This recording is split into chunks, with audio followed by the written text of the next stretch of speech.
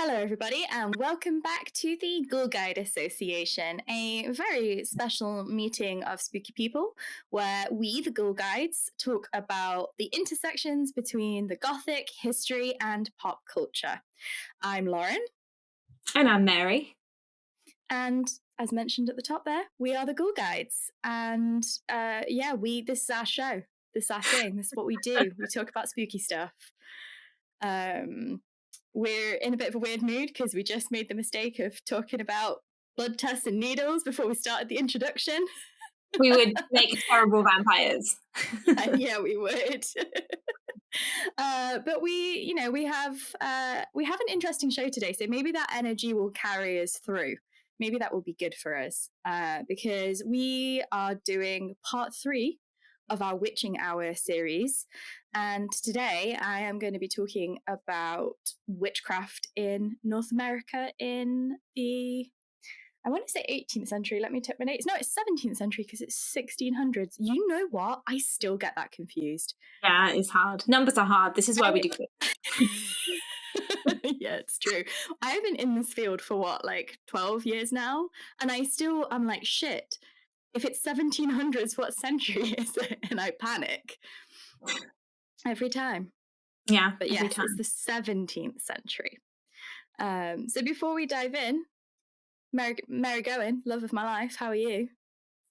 I am doing okay, thank you. And also, just to throw that back at you, the love of my life. How are things? How are things with Dr. Lauren?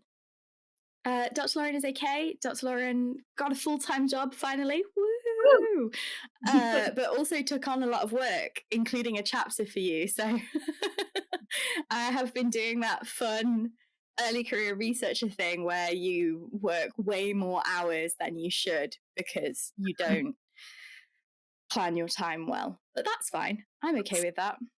And I have been doing stuff related to that with Kathleen, working through all the edits of all the chapters. Very excited to read yours whenever you finish it, which is no shade. Sorry, that sounds like I'm throwing massive shade at you. But I also, it's going to be great. It's going to be great. I will say the chapters that we've got in so far are all amazing. They're all banging, and stay tuned. Coming out soon. I guess maybe next year. Religious Horror and the Eco-Gothic, edited by Kathleen Hudson and myself. So watch out. Love you holding me publicly accountable on the podcast. I probably need that, to be honest. I mean, I'm also trying to write my own chapter for that. So throw some shade at me. As we've said many times, we're good at our jobs. Yeah. But I'm very excited. I'm very excited for this episode. If you haven't listened to the first 2 episodes, we have episode 1 on witchcraft in ancient Greece and Rome, and also episode 2 on kind of early modern European witch hunts. So if you haven't listened to those already, go and check them out. I'll put the link somewhere if you're watching this on YouTube, or check the description wherever you're listening to watch those. But yeah, this one, I think we left our last episode with Matthew Hopkins and his book on witchcraft, maybe hinting at the kind of influence of Protestant and Puritan weirdos. Yes, this episode is very much about Puritan weirdos. I think that is a good way to describe it. And actually, I want to keep us momentarily in Europe, and I'm going to just take us back a little bit to sort of, midway through Mary's episode. And I want to take us back to the 12th, 13th, and 14th centuries. So yeah, today we are going to be talking about witchcraft in the 17th century, particularly in America, which at that point in time was just known as the New World or the American colonies. But I want to start us off with something called Nocturnal Ritual Fantasy, which unfortunately isn't as fun as it sounds. I mean, it also doesn't sound very fun, but Yeah, I mean, Nocturnal Ritual Fantasy could be a good time, depending on I guess it depends on the rituals. Yeah. Like, maybe like a cheeky Samhain outing. You know, it was just a couple of weeks ago. But yeah, unfortunately, Nocturnal Ritual Fantasy is a term that was coined by a medieval scholar called Norman Kahn to talk about something that kept happening throughout the 12th, 13th, and 14th centuries. That essentially was people making shit up to control people. So you actually probably are familiar with one of these things because it comes up in your scholarship. So one of the things that Nocturnal Ritual Fantasy has been coined to kind of be used in relation to by scholars like Michael D. Barbazat is blood libel. Yeah. So do you want to explain what blood libel is? You could probably explain it more succinctly than I can. Yeah, so blood libel is part of several related libels that came out of the kind of medieval and early modern period in relation to Jewish communities. And I think fantasy is a really good word here. They're not based in reality at all. They are all completely made up. The other ones include host desecration libel, and I have forgotten the other one, but blood libel, host desecration libel, and there is a third libel, and I forgot it. But basically, it revolves around the main one is that it alleges that Jewish communities were stealing, kidnapping children from Christian communities to use in their rituals. So this would be rituals of black magic, demonic things, where Christian blood, specifically of children, would be used.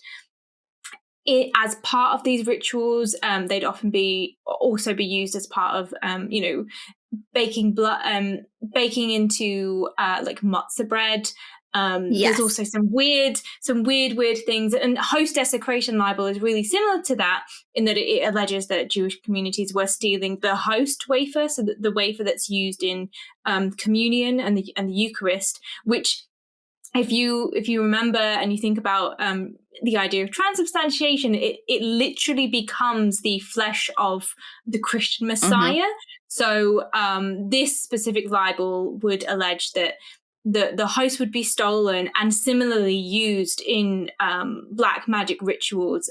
It would be made to bleed, so you would have either kind of children or the flesh of the Christian Messiah being used for nefarious and satanic means. And again, to emphasize, this is fantasy, not based in reality, and has been used to either endorse or call for anti-Semitic attacks and persecution. Yeah, absolutely. So throughout the 12th, 13th, and 14th centuries, there were instances like these blood libel cases. I'm not going to go into the story of Saint Hugh of the Well, but it's a very famous, I'm going to call it a story because it is a story where people claimed that a Jewish, I think it's supposed to be a rabbi, basically a Jewish community had stolen a Christian child and killed him and thrown him down a well, and he became a saint.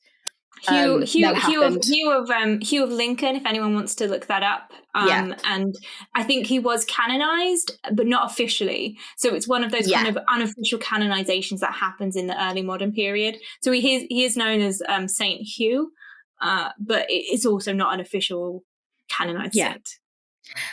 In part because the story was largely bullshit. And so basically Cohn argues, and I think I'm saying that right, it's Cohn, that for a long time medieval scholars thought there must have been some truth in these stories, because as we discussed last time, there were also stories of, witches who were in the woods dancing with the devil and stealing men's penises and conjuring familiars. And there was all of these stories of black magic, and that was used against the Jewish community. It was also used to bring down the Knights Templar. Again, I'm going to resist. I'm going to restrain myself. I'm not going to talk about the Knights Templar for any more than I need to. And I will come back to them one day. But all of this was constantly, like, oh, they're doing rituals, they're in the woods, they're stealing people, stealing children. It was often children. They're killing people. All of these terrible things are happening because of these outsiders.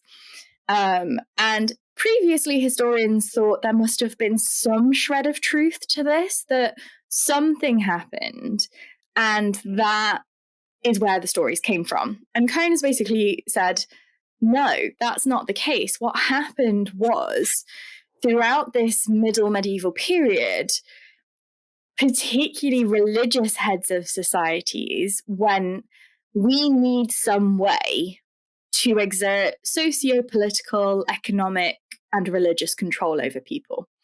And what better way to prey upon a vulnerable community by telling them that something else is the cause of their calamity.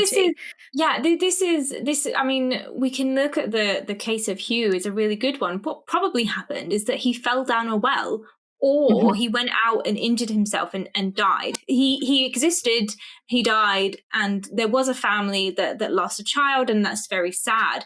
But what then happened is that event was preyed upon and used and exploited against an outsider. And we see this again and again and again in the contemporary period. So we think about charges against like children and pedophilia. In the UK, most paedophile gangs and some of the most notorious ones are white. And yet who is lambasted in the media? It's not white communities. It's this constant push and propagandizing against the other. Well, funnily enough, the reason that I learned about Nocturnal Ritual Fantasy as a term, and the reason why I thought it would be good to bring it into this episode, is because even though it's a term used by medievalist scholars to talk about these things, it became quite popular as a way to talk about QAnon. Because essentially what happened with QAnon, or is happening with groups like QAnon, is a return of nocturnal ritual fantasy. Other scholars have suggested that fundamentally, as human beings, we have a fear of what goes bump in the night. So by conjuring up this idea, and the Malleus Maleficarum has been identified as one of the texts that contributes to this, basically by conjuring up this idea that there is an other, big capital O other, that is out there in the darkness doing nefarious, terrible, deviant things, people believe it. And people start to get hysterical about it, and it enables unification within a community because it's a common enemy, the creation of a common enemy and a common fear. And actually, scholars like Barbazat and Cohn have said that essentially this is a literary tradition. And I thought that was really interesting to think about us looking at this through a Gothic perspective, because essentially what they say is this is using folklore and storytelling and proto or Gothic. I mean, technically it is the OG Gothic, because as I mentioned in our little mini-sode, shout out to the new Law Dump series when I explained where the Gothic comes from, that this is literally the period where the Gothic comes from in terms of what we think of as Gothic. But yeah, it's literally a literary tradition. It's using this fear-mongering, using these Gothic images and Gothic languages and Gothic ideas to basically scare the shit out of a community, to turn against a common enemy rather than turning against each other or their leaders. And that's a really important point for this episode. Which I think, it makes sense with QAnon, because most people that are involved in QAnon communities, what are they doing with most of their time? They're logging on to certain social media sites and they're interacting with people, or they're reading posts, they're reading stories.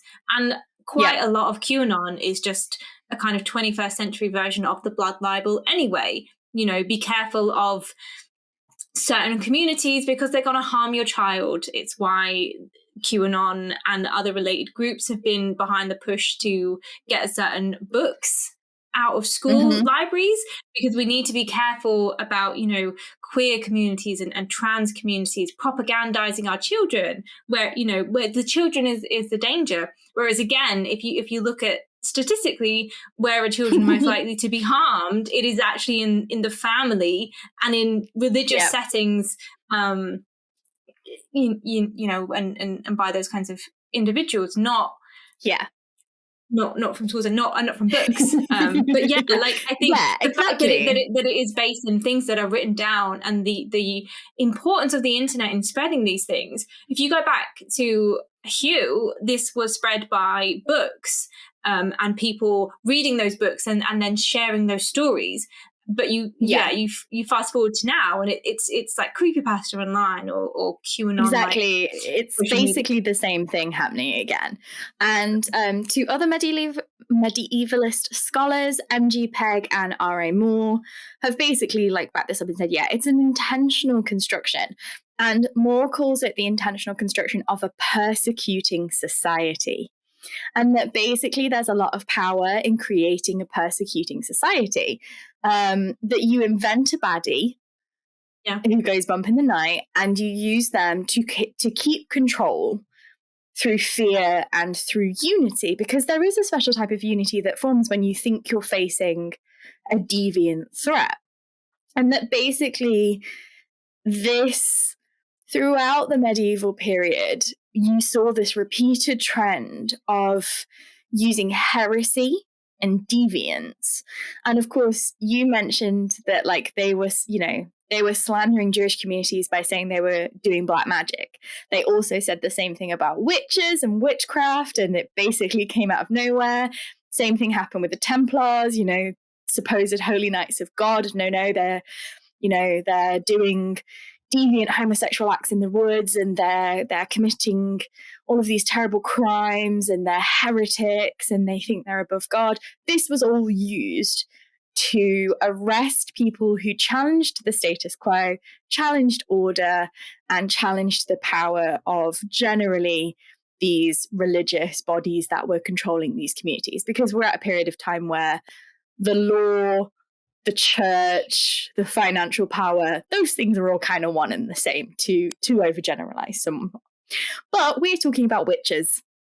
And as Mary explained last time, the medieval idea of witchcraft kind of appeared out of nowhere. And this is kind of why. And the Malleus Maleficarum was one of the big reasons why then, people suddenly were afraid of these women who supposedly had all these terrible powers because they made deals with the devil. And that was one of the joys that Europeans brought to America when they colonialized it.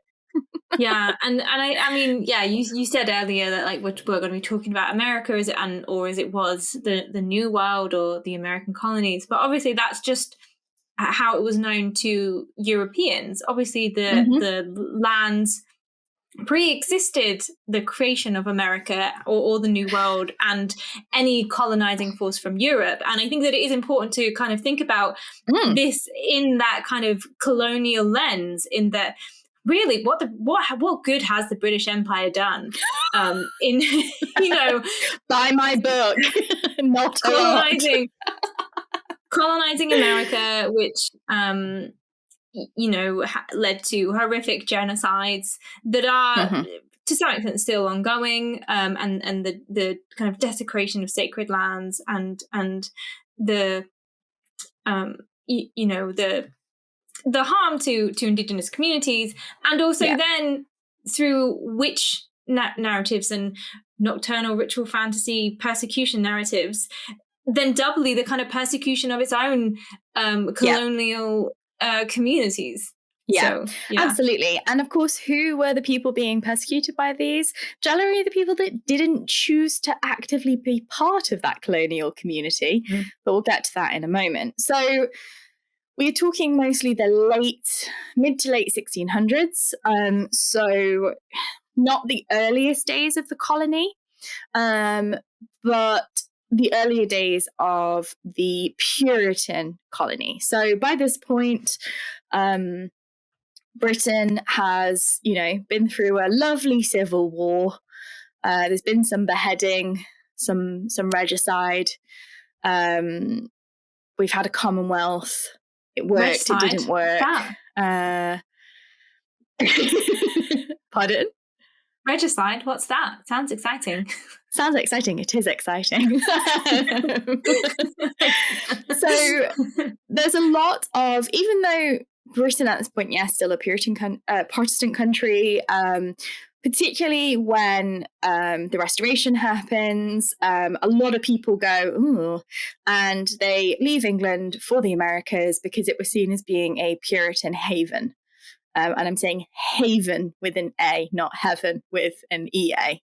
They were two different concepts to those people. But a lot of religious extremism went into the migration to the Americas. And I'm not going to get into the politics of that. It was a little bit complicated. Britain wanted people out there, but there was also this habit of sending the people they didn't want in the country out there. So one of the things about early colonialism for Britain, and I'm specifically talking about Britain, because don't forget that there's also Dutch colonies out there at this time, Spanish colonies out there at this time. They've been there for quite some time, in addition to indigenous populations. So absolutely not the only European settlers, but we're talking about mostly English-controlled, and it is English at this point in time for the most part, English-controlled colonies and settlements. They have this idea of manifest destiny. So not only are they going across the ocean because they possibly can live with more religious freedom, or as they see it as, you know, the proper way to live religiously, but they're also seeing it as, you know, this is something that God wants them to do. God wants them to populate the world. The so-called New World is not a new world at all. It's a very old world, and it's an unknown world. So these communities are living in this paradox of telling themselves that they are, you know, God's chosen, God's blessed. In some cases, the king's blessed, particularly when we get William and Mary on the throne. Timeline here is a little bit confusing. Sorry if it doesn't make a ton of sense. I don't have time to explain the very convoluted timeline of British politics in the 17th century, as much as I'd love to. But yeah, so you have communities basically living in this weird paradox of trying to convince themselves that they are empowered by God and righteous, but also encountering a people and a landscape and just a territory that is completely unknown to them. And they actually don't know what to do about that. Look at the colony of Roanoke, and how unsuccessful that was for the most part. Or was it? Or was it? I mean, maybe they got, you know, abducted by aliens and they're having a whale of a time in space. We'll never know. We'll never know. The blue-eyed, blonde-haired children in the local Croatan tribes definitely didn't know anything about it. One of my favorite quote-unquote mysteries. But yeah, so just a bit of scene setting in terms of the anxiety surrounding particularly Puritan English settlements. But also, settler life was really fucking hard. Not that I say that with any sympathy, because colonizers should get what colonizers get, and I say that as a white British woman. But yeah, it was cold, it was hard, it was boring, it was isolated, and being an outsider was incredibly dangerous for many, many, many reasons. This was not a particularly fun life, and a lot of these communities were founded on very rigid, strict Puritan principles. And the reality is that actually maintaining an isolated colonial society on such rigid principles is nigh on impossible, because you actually need a bit of flexibility and fluidity to do something like that and do it successfully. I mean, I say do it successfully. The USA exists, so we know that it was ultimately successful, but most people weren't very happy, we'll say that. And how do we know that? It's how, but it's how do you measure success? Like, yes, the USA exists, but like how like should it, I guess, is no. Anyway, so considering these circumstances, how do you keep a unified community? What do you think, Mary? If you were a reverend of a small New England Puritan colony, how would you keep your people unified? Well, I mean, first of all, I'm going to talk about two hats. If I put on my humanist hat, so I'm putting on my humanist hat. I'm like, well, I want to care for the well-being of all of my community. I want to make sure everyone is happy and doing things that work to their strengths. I want to make sure everyone is safe. Let's think about things. We need to have some kind of hierarchy and delegation, but ultimately we also need to be aware that we're a society and work together and look out for, the weakest and the most unhealthy and that kind of thing. But if I take off my humanist hat and I put on my Puritan hat, I want to make sure that everyone does what I want. I want to make sure I'm in control. I want to make sure that women are sticking to strict gender roles, because we know that the Bible says a lot of stuff about what women should and shouldn't do. And that is stay at home with the kids, maybe do some gardening, maybe do some field work, look after the home, look after the kids, and not preach, not talk back. And for the men, go out, you hunt, you protect. And for the select few, because, I will be running this, it's a very strict operation. Select few be part of my governing committee. We will oversee everything. If anyone steps out of line, they will be severely punished. Great. You were so close. The answer is blame a woman for all of your misfortunes. That was part of it, in the punishment. You were getting there. You were getting there. Things are bad. Obviously, I'm not gonna blame myself. I'm gonna of course. Yeah. Duh. The answer is blame a woman for everything. Ideally a woman that people don't like that much, or a woman that is a bit older and therefore you have less control over her because she's realized you're full of shit. So basically this is what happened again and again and again. And you're probably, those of you listening or watching, all aware of perhaps the most famous, definitely the most famous American incident of witchcraft, and that is Salem. But actually, this was happening about 20, 30 years earlier. So from the 1640s, witchcraft was a problem. And when I say it was a problem, what I mean is it was absolutely not a problem, but life was very hard, so people decided to make it a problem, so they had a scapegoat. And that's exactly what happened. So throughout the 1640s and into the 1650s, small communities and local governments in New England, particularly in Connecticut, essentially used witchcraft as the answer to all their problems by making it a problem. So in let me make sure I get the date right here, 1643, Connecticut made 12 capital crimes. So 12 crimes you could be put to death for. And one of those crimes was witchcraft.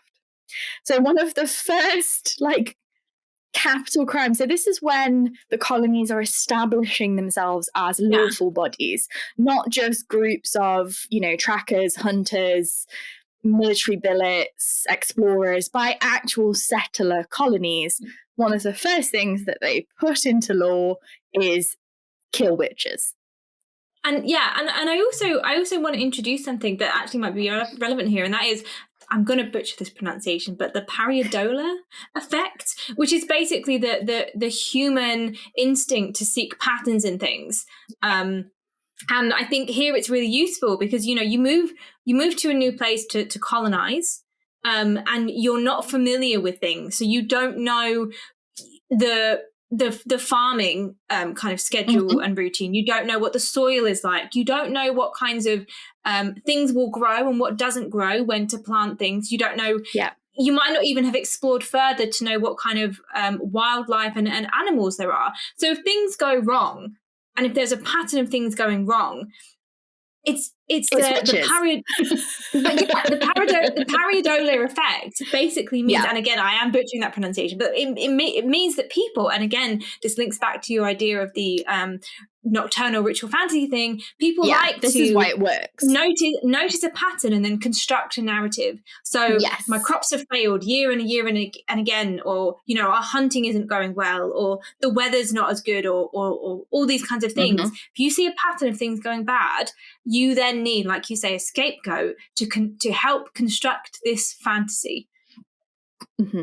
Exactly. And this is why nocturnal ritual fantasy exists, because of the pareidolia effect. Humans have this natural propensity to look for these patterns, and it's very easy to convince a community of people who are struggling that the boogeyman is responsible for all of their problems. So I want to point to a text by a scholar called Elizabeth Rees, Reis, called Damned Women. She did a lot of research on the pre-Salem trials.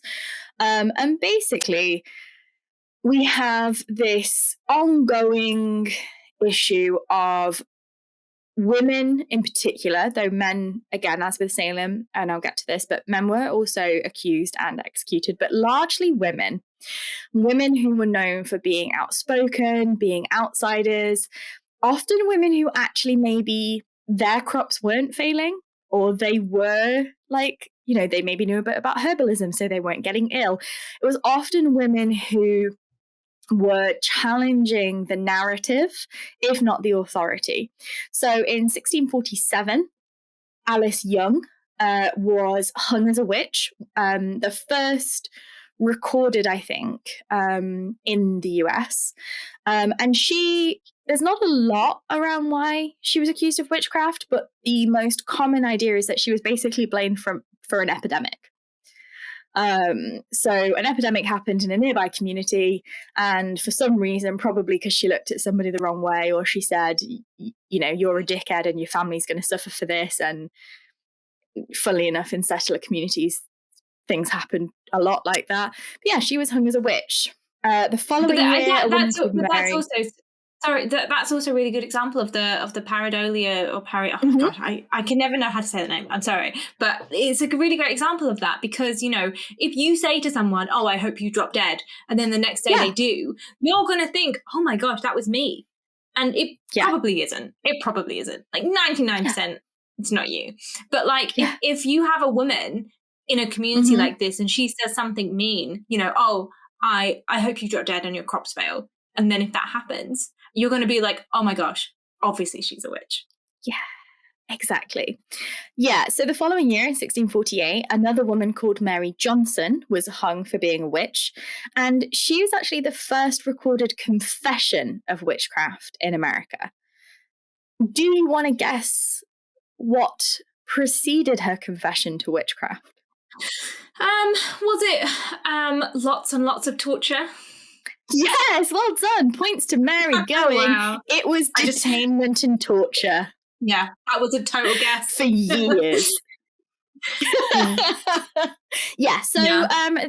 They detained Johnson and they tortured her for years until she confessed to witchcraft, starting a trend. Not a particularly pleasant one, but a trend nonetheless. That runs throughout this period of women being tortured until they confessed and then being executed for it anyway. Now, there's two kind of like thoughts behind this. One is that these women maybe thought if they confessed that they would, they'd be let go or something would happen, or that you've pushed someone to such an extent they know if they confess they're going to be executed and they just can't bear it anymore and they want to, they want it over. Or that, and we kind of know this, for example, with an incident that happened, I think in the 70s or 80s in Reykjavik, but basically there is also the phenomenon where if you torture somebody enough and you say things like, "You cursed that baby, didn't you?" After a while, they will start to think that they probably did because you've literally broken them down. We know that this happens. So yeah, these women are being scapegoated, and it reaches a literal fever pitch in 1662 with the Hartford Witch Panic. Fun fact, I've been to Hertford. This is all near where the Lewis Walpole Library is. So I stayed here for a week once in wintertime. Lovely part of the world. Terrible history for unfairly killing people for false claims of witchcraft. The Hertford Witch Panic. So preceding Salem by about, I can't do maths, but I think it's 30 years because 1662. So this all starts with the death of an 8-year-old girl called Elizabeth Kelly. Kelly's parents basically claimed that she came home from being looked after by an older woman in the community, started fitting, said that this woman was like standing on her bowel, was like, kicking her, classic witchcrafty stuff. And then she died. Probably not true. What probably happened is that this woman looked after this girl. She sadly then died, and the parents, in their distress, thought she must have done something to their child. I mean, also, if she's talking about this person standing on her, like maybe that's just a case of sleep paralysis. Well, yeah, exactly. And we know that there's lots of incidents of things like food poisoning, water poisoning.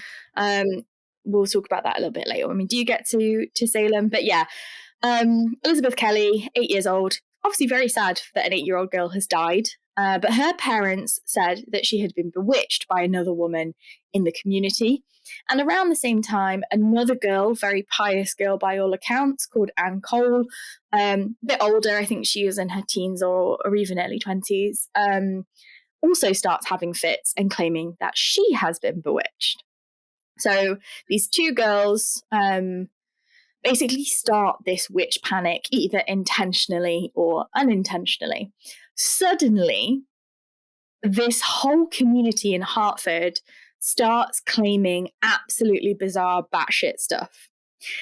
Stories about people suddenly speaking with Dutch accents and speaking to Satan, and them showing, Satan showing them everybody in the community as black dogs, and seeing people, again, as ever, dancing in the woods at night with the devil. All of this stuff, and a lot of stories about demonic possession. Either that they thought that their neighbors had been possessed by demons, or that a demon was trying to possess them. Like hundreds of people in this community all suddenly start accusing each other or thinking that they are being the victims of either demonic possession or witchcraft. I mean, I will say, and apologies because I have been listening to a lot of supernatural kind of shows lately. Shout out, obviously, to the original Ghoul Boys, but also to Uncanny. Oh yeah. But this, I feel like this could be an example of social contagion, yes, where ideas just kind of spread through a society.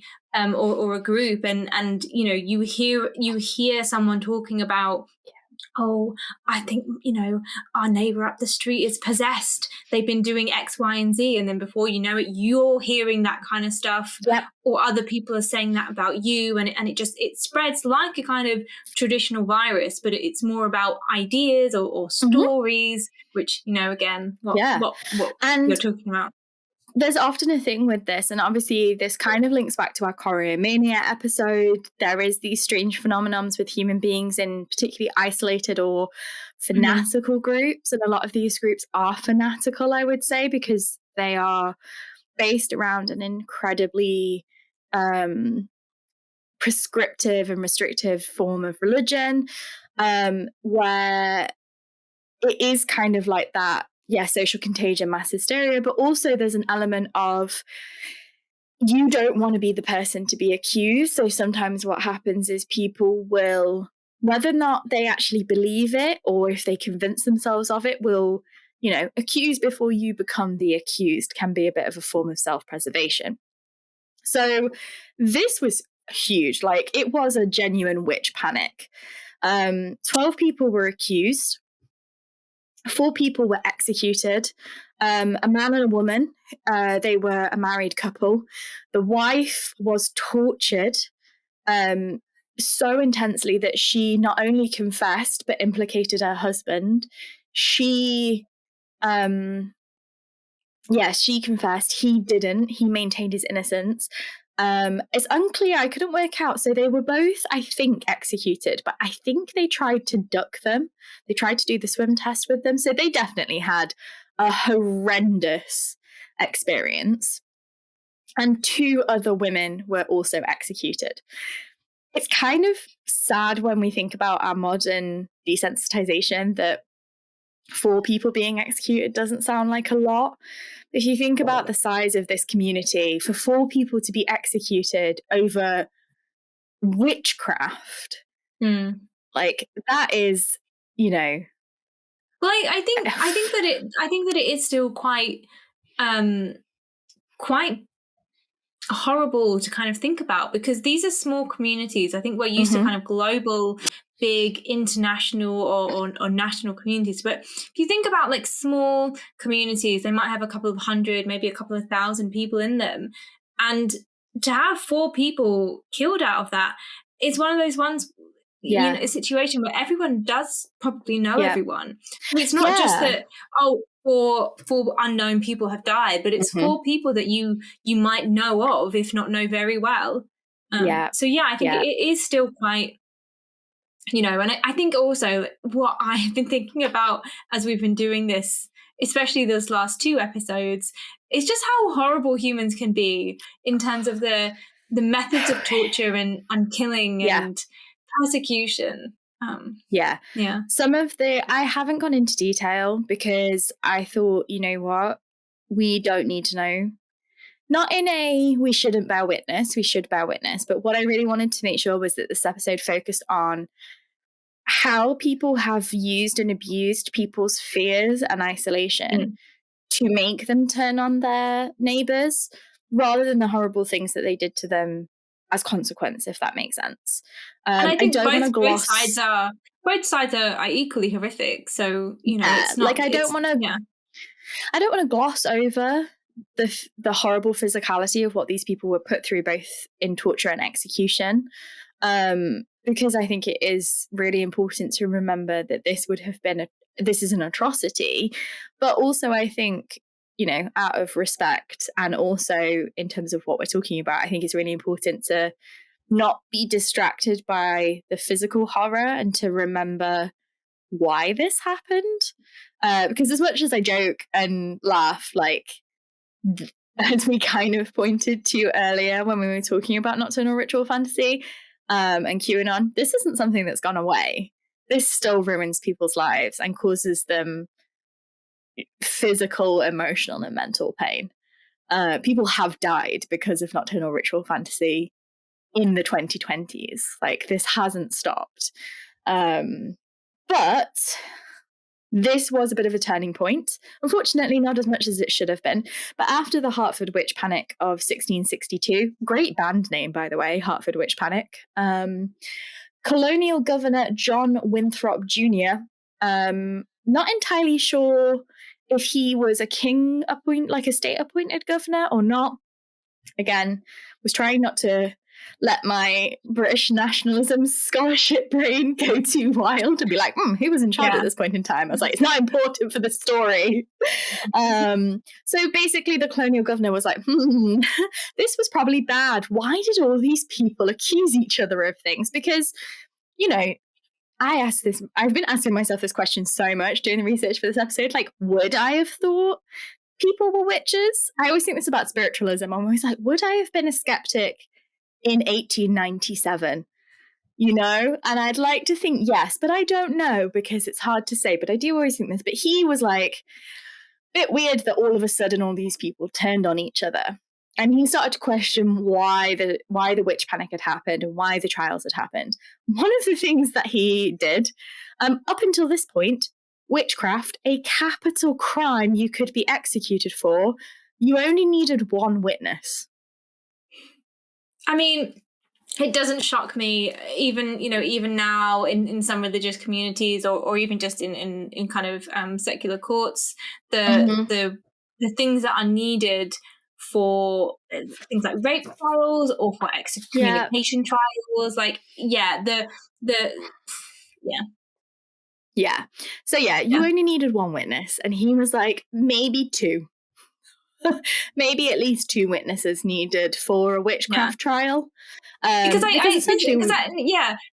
that is a good point, because, like, you know, in some religious communities now, if you want to allege sexual violence crimes or, you know, child abuse crimes, you know, from yourself, it's like, but you need to have one or two witnesses or three witnesses. And I guess it's the opposite, it's the other side of the coin, but it's like the evidence needs to be so high, and it's also like, but no one's going to have evidence of that, yet you can just come out and say, I saw this person turn into a hare or a frog, literally, and then that's enough. And it's this weird control of how little or how much evidence is needed, depending on the needs of the community.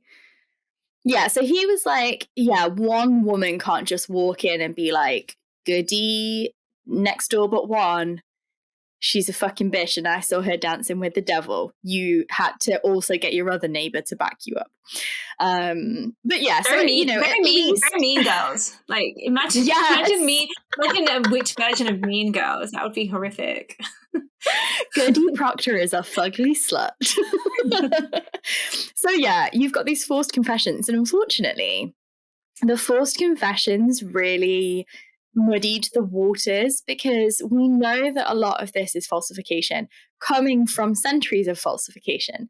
There probably has never been witches dancing in the woods, apart from in the, like, you know, neo-pagan, where we've chosen to go and dance in the woods and call ourselves witches, or going all the way back to the Greco-Roman, where the followers of Hecate are dancing in the woods. But in terms of the medieval, early modern Christians, probably no witches dancing in the woods. However, these forced confessions really muddied the waters. So even though Winthrop kind of lays the law down, literally, and executions pause for a while, accusations of witchcraft and arrests for witchcraft don't stop. But they do calm down for a little while.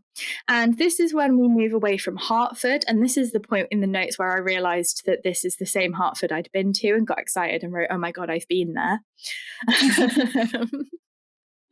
And this is where we move away from Hartford to 1692, to Massachusetts, and to Salem. So, Salem. Bit of backstory to Salem. And I actually didn't know this until quite recently, when I was researching something completely different, and was basically looking at the impact of the colonial wars, as one does, on, like, populations and societies. And I realised that 1689, William and Mary, so this is post-Restoration and the year after the Glorious Revolution. So the year after William and Mary are brought to England, we're like, no, Stuart King's bad, no more. Let's get his sister and her husband and put them on the throne because they're good Protestants. So William and Mary, famously, very, very intense. William's method was war. That's how he subdued Ireland. It's later how he subdued Scotland, and it's also how he beefed with France. So in 1689, England and France are fighting. Where are they fighting? America, of course, because you don't fight on your own land and ruin your own crops. You fight in your colonies. So England and France are fighting. This is what's often referred to as King William's War. So William and Mary, mostly William, they're beefing with France. And off topic, but I love the fact that, like, Mary is, like, the only queen who gets her name alongside her kings, and it's because she was the legitimate heir to the throne. So it's always like William and Mary. But yeah, so King William's War. Maybe that's why he did so many wars, because he was like, I have to prove myself as king, because I'm not like and you know, I'm just the hubby. I genuinely think that that's exactly what it is. Like, men just need to learn to talk about your feelings. Yeah, he not only had to prove his power just in general and their legitimacy to the throne, because, like, who the hell was he? He was William of Orange, just happened to be married to a Stuart princess. But also, yeah, I think because he wasn't the heir, she was the heir. Probably why they didn't have any children. But yeah, so King William's War is happening. And this had a massive negative impact on the colonies. These wars absolutely destroyed upstate New York, Quebec, Nova Scotia. So all of the kind of like eastern, I mean, they're all eastern at this point in time, but the kind of big settlements. And it pushes people towards Massachusetts, particularly to Essex County. And that's where Salem is located. Did you just say Essex? Yes. And because, okay, I don't know if you've read this yet, but I gifted you a book. This is an aside, but I gifted you a book by one of my favourite authors. It's just on here. So, fun fact, when I ordered it, they accidentally sent me 2 copies. What a shame. Actually over here, I have, actually, this is now my 2nd copy of this book. So it is Witch Hunt by Sid Moore. This is the new edition with the new cover, and I thought it was gorgeous, so that's why I bought it for you. But also I have a copy. But if you want to know this, I think I don't want to spoil it, but like, yes, Salem and Essex and Salem, or Salem and Essex and the Essex witch hunts. Read this book. That's all I'm going to say. Just read this book because I was shooketh because I was like, oh my God, as if Salem's in Essex County, named after the county where there was also massive witch hunts. Well, also the county that's known as the Witching County. So I guess it's the Witching County in both the UK and the America. Exactly. Yeah, I'm saving. So for those of you that are listening, that's the book that Mary's talking about is Witch Hunt by Sid Moore. And I'm saving it as my post-edits treat. I've got that and a book on eels. My 2 favorite things. So yeah, I thought it was a fun little thing. Well, maybe not fun, but a fun little thing that they're both called Essex. So yeah, lots of people, refugees really, are pushed to Essex County, particularly Salem. And that means that all of a sudden there is a large population, that doesn't necessarily know each other that well. So this is more than the kind of like village and town community. There was a lot of rivalry between the families in Salem already. And as always happens with war, there's quite a lot of economic difficulty. They were finding it hard to get enough food, to get enough materials. It was quite a difficult winter period. And all of that is a bit of a recipe for disaster. So that's just something that I think doesn't get talked about very often when we're talking about Salem, about kind of what state this town was in when this happened. But yeah, Salem actually had become kind of an unwitting and unwilling sanctuary for refugees from King William's War. It was a community under a lot of strain. And I think when you look at it, it makes a lot more sense as to why what happens next. Yeah, and you often find that kind of the ebbs and flows of I guess nocturnal ritual fantasies and their impact in society do come at a time where there is often like economic turmoil. So in the kind of early modern period with Hugh, wars in Britain, and also the crown had spent a lot of money and borrowed a lot of money from Jewish communities. And then if you look now, fast forward to the 21st century and in QAnon, obviously, post the kind of 2008 financial crash and the ongoing financial crisis that's international and national. But yeah, it makes sense that you have this community that is economically kind of probably not doing as well, and then also has a lot of people kind of coming to seek refuge, and there's kind of ups and downs. It's the perfect kind of soil for this kind of narrative to grow. It's absolutely, Salem in 1691 and 1692, like leading into this happening. So the Salem witch trials happened in 1692 and 1693. It was a tinderbox. And it was really, really ready to kind of blow. So I'm not going to go too much into the story of how things unfolded in Salem, because I think that's a story that's been told many, many times before. But the key things that you need to know is that Reverend Samuel Parries, was the Puritan Reverend. Because of the influx of people into Salem, not everybody there is Puritan. A lot of these communities would be based around the church and the preacher. But because of what was happening with King William's War, actually there would have been quite a few people who would have not been Puritan and therefore not been sheep in Parry's flock. The way that these communities worked is usually, yes, there'd be a magistrate or there'd be a lawman. He might not actually be in the village or the town. Often there would be one or two people in charge of an area. So often the reverend would be the person who had power in that community, or it would be their community. So Parries actually didn't have a very good reputation. He wasn't actually that well liked. He'd started to catch a lot of flack for being greedy and being quite power hungry. So not the pious Puritan man that perhaps he wanted people to think he was.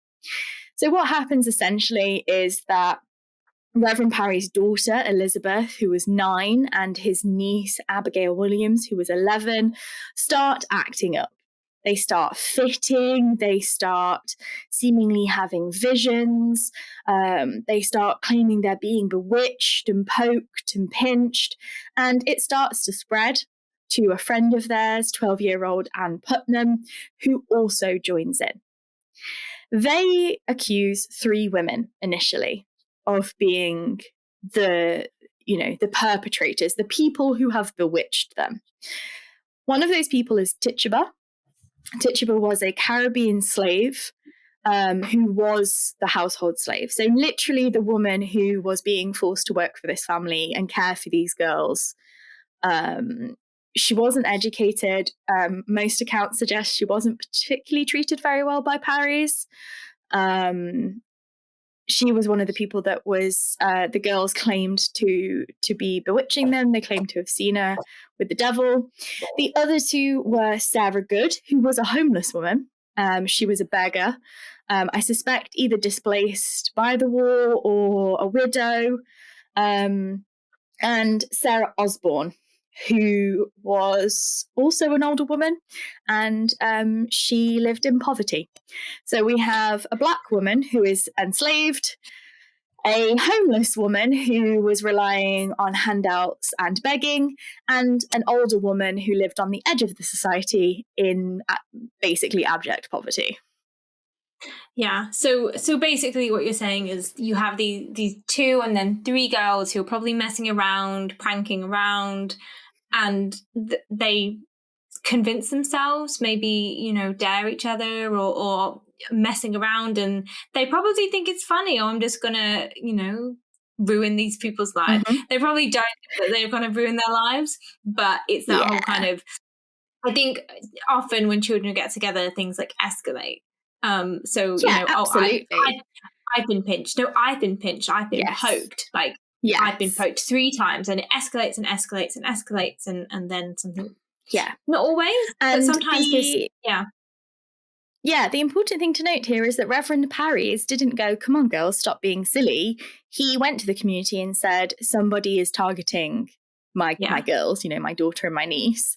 And publicly accused these women of witchcraft. So, of course, because it was more than one witness, there's 2, if not 3 witnesses to this, supposedly, they're all arrested. Shocker. 3 outsider women are arrested. Yeah. Now, Tituba confesses. And why she confesses, different historians have taken different approaches.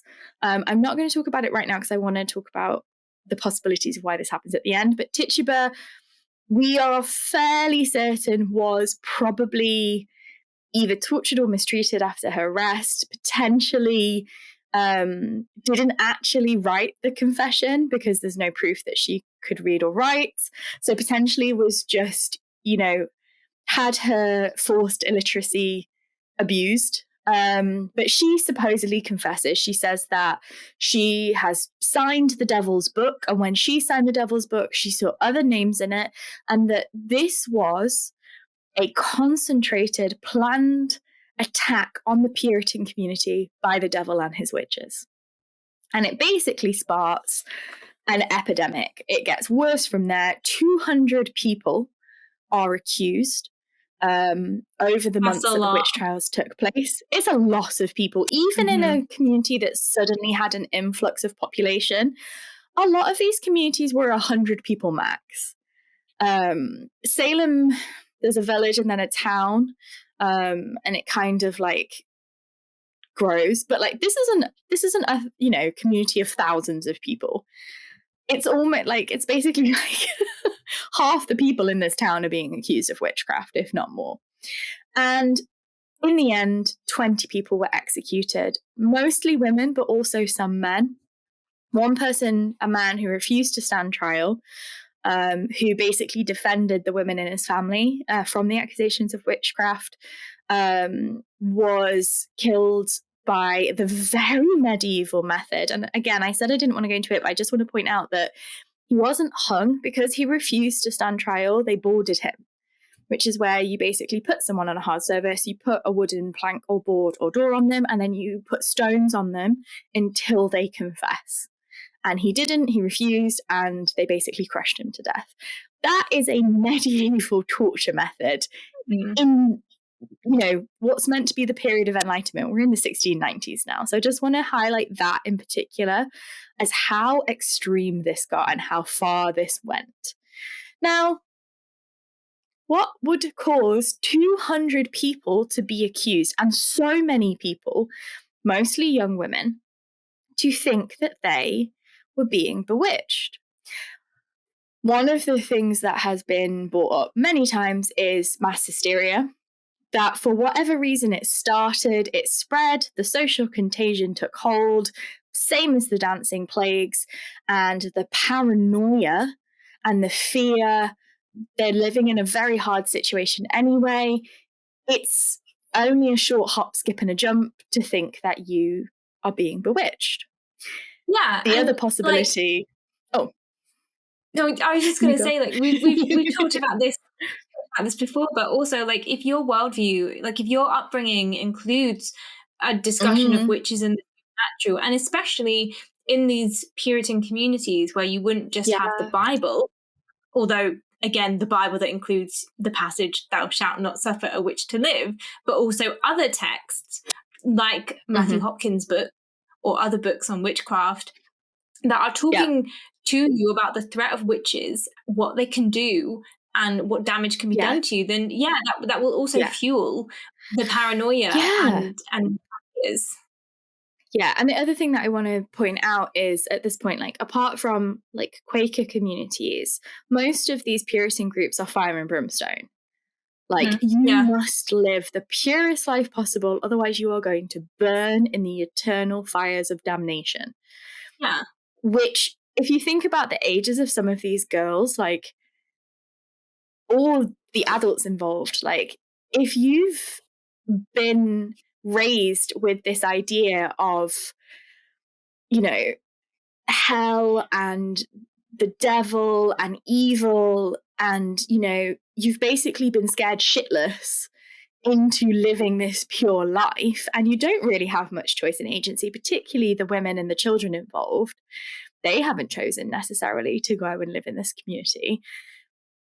It's very isolated. You can kind of, I can see how you would get there. And I can see, I remember being a teenage girl and like that ripple of hysteria that would run through a sleepover or a group gathering. It's very, very possible. Of course, the other possibility, making another reappearance on the podcast, is ergotism. So ergotism, we talked about this. We've talked about this multiple times now. It's basically a thing that happens where a wheat is blighted. You don't realize it's blighted, and it can cause. It's basically a type of slow, sustained food poisoning that is similar to eating certain funguses. It causes hallucinations. It can cause fits. It can cause loss of sensation or abstract sensation. It's entirely possible that the community could have been suffering from ergotism. It's entirely possible that it could have been mass hysteria and ergotism.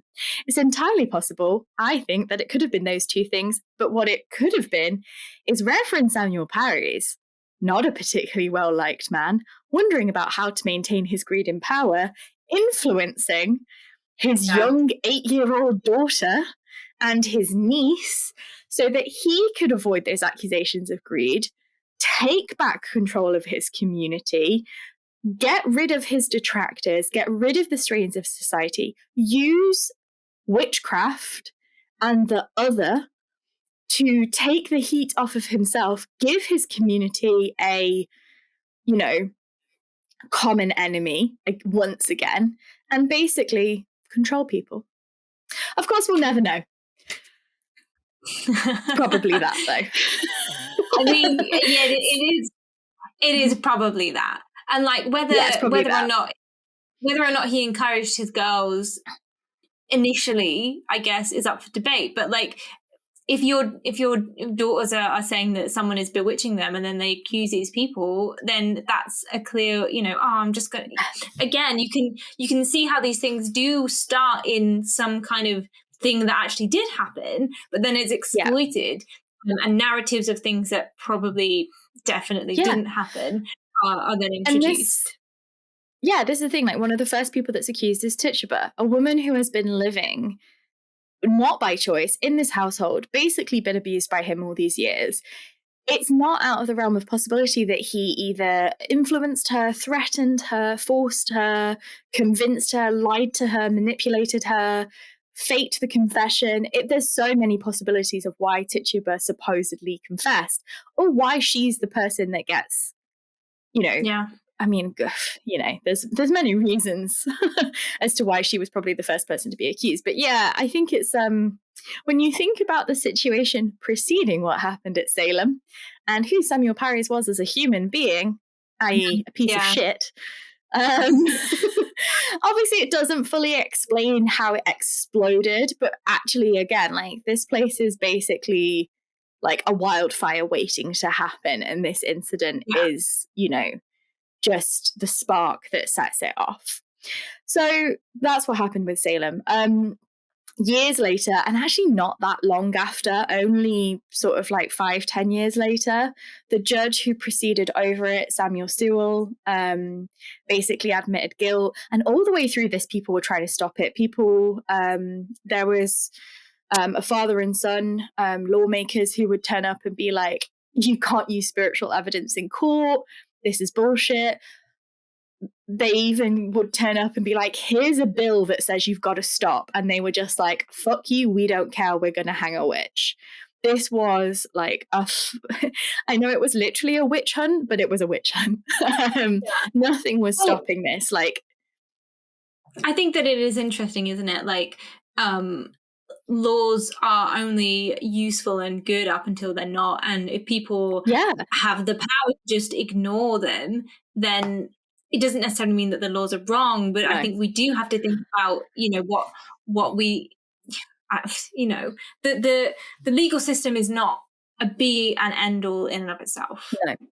And I think this is one of the things that, apart from the fact it's about witchcraft, makes this an incident that the Gothic's been so obsessed with, because Gothic horror in particular, like Wicker Man, which is one of the best examples of this, one of the things that Gothic horror in particular hits on again and again and again is the horror that happens when you can't use reason, democracy, ration, law to stop something from happening. And I think that's one of the things that makes this such a Gothic fascination, is because not everybody believed it. But because when they would turn up and be like, oh, we've got this legal document, there was no power to see it through. Like, everything failed. and hysteria took over. And I think that's one of the reasons that this is such a moment in that Gothic cultural history that we come back to again and again, because it was only like 5 years later that Sewell admitted that he had made error as a judge. Yeah. And less than 10 years later, Anne Putnam, who was the third girl, stepped forwards and said, I was wrong. I don't, it was all made up. I shouldn't have done it. In 1702, the trials were declared unlawful, mostly because of the spiritual evidence that was used. And in 1711, so this happens in 1692, in 1711, so not that long after, a bill restoring the names of the accused and basically saying, they weren't witches, like restoring their reputations. Obviously, a lot of them are still, 200 people were accused, 20 people were executed. That's a fucking lot of people. But that means 180 people were, I think about 5 of them died in jail. Some of them died whilst awaiting trial. But a lot of people were still living, and so were their families, and they were living with this horrible burden of being accused of witchcraft. And about £600, which was quite a lot of money at that point in time, was paid in financial restitution. So less than 10 years later, people were already saying, like, this should never have happened, and this was wrong, and we should forgive these people. In 1957, the state of Massachusetts formally apologized to the victims. And in 2022, the last person was exonerated. Famously, in 1953, Arthur Miller wrote The Crucible, which combined elements of the Hartford witch panic and the Salem witch trials. It's set during Salem, but it ages up some of the characters, and it introduces a husband-wife couple, probably inspired by the couple who were executed at Hartford. And it's a commentary on McCarthyism, which was the witch hunt that was happening in the 50s, framed as an anti-communist witch hunt. And I say framed because it was largely used to take people out of power or out of circulation who threatened the American military-backed, essentially, order. So that's a kind of brief Gothic history of witchcraft in the New World in the 17th century. Only really took place over the course of about 50 years, but was very much heavily influenced by the centuries of misinformation and using nocturnal ritual fantasy as a literary tradition to construct these narratives of the dangerous other and outsider, particularly threatening a white European Christian society. So yeah, that's where I'm going to leave us, because we are going to stay kind of on this side of the pond for the next episode, but we're going to skip quite far forwards in time. But funnily enough, not that much changes. It's still kind of the same story.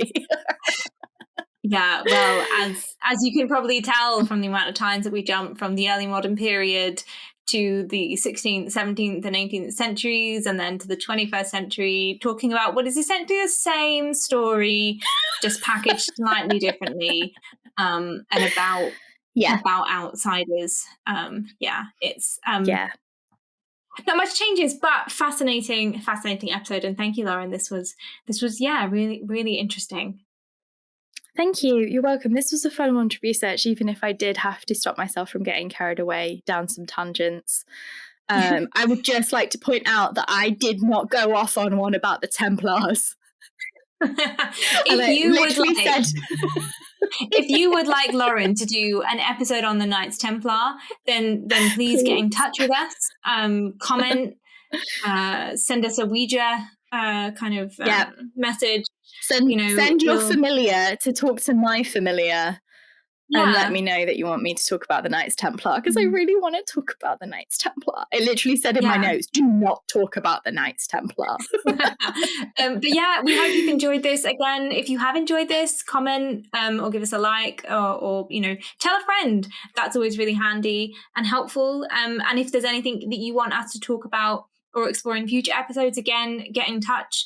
You can find us on all of the Ghoul Guides platforms. We are at the Ghoul Guides on various social media things, or you can just comment on the platform that you are listening or watching this. And if you haven't already, please like, subscribe, favorite, whatever the terminology is on your chosen audiovisual platform, because it helps us out. It really does. And we hope that you're enjoying this. And it always makes us smile when we get a nice comment. So thank you to everyone who does send us those. But for now, I guess we will leave it there, and all that remains to be said is stay safe and stay spooky. Stay safe and stay spooky, y'all.